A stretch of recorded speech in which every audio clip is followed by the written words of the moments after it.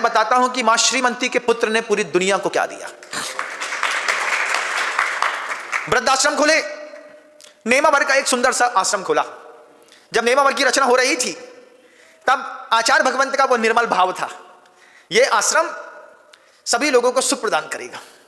वहां पर समय समय पर ब्रह्मचारी बदलते रहे। लास्ट में आचार्य महाराज को संतुष्टि मिली हमारे बैच में रहने वाले मुकेश जी सेठी से, हाट पिपलिया गांव के रहने वाले हैं। उनके हाथ में करीब 20 सालों से वो आश्रम चल रहा है। आचार्य जी ने संकेत दिया, सबकी वैयावृत्ति अच्छी होनी चाहिए।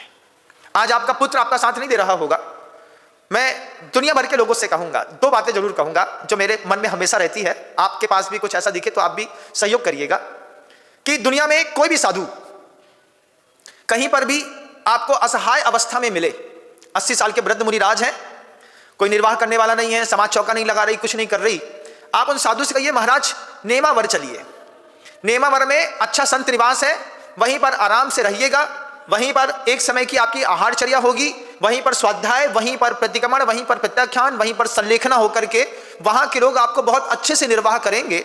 ये बात दूर दूर तक मेरी आप पहुंचाएं तो बहुत बड़ी कृपा होगी। मां श्रीमंती के पुत्र ने पूरी दुनिया में जिनको वो जानते थे और जिनको वो नहीं जानते थे, उन दोनों के लिए व्यवस्था करी है कि अगर आप किसी असहाय मुनि महाराज को देखें, सम्मेद शिखर जी में भी देखते होंगे ना, सम्मेद शिखर जी में भी बहुत सारे ऐसे साधु मिलेंगे जो दिगंबर मुनि रूप धारण करके खुद सब्जी खरीदने जाते हैं, पैसा मांगते हैं, चिट्ठी करना पड़ती है, रसीद काट करके देते हैं। उनसे भी कहता हूं कि वे भी वहां से विहार करके पधारें।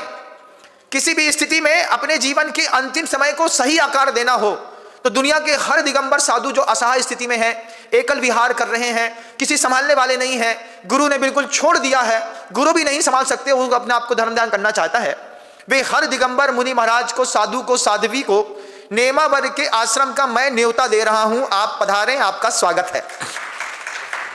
जिसके माध्यम से आपकी वहां पर स्वाध्यायिक संबंधी व्यवस्था, आहार संबंधी व्यवस्था, आपके रहवास संबंधी व्यवस्था निर्दोष रूप से होगी। आप मुनि पदे का आनंद ले पाएंगे। आनंद लेने के साथ वहां पे हमारे मुकेश जी सेठी ब्रह्मचारी सैलू भैया जी हैं, उनके साथ और भी ब्रह्मचारी हैं, वे आपको निरंतर शुद्ध भोजन, कुएं के पानी का छना मिलेगा। वहीं पर मंदिर सामने है, आप धर्म ध्यान करिए और अंतिम समय में निर्दोष पूर्ण से संलेखना करके भवांतर में जाकर के नंदीश्वर दीप जनालय की वंदना का सौभाग्य प्राप्त करिए।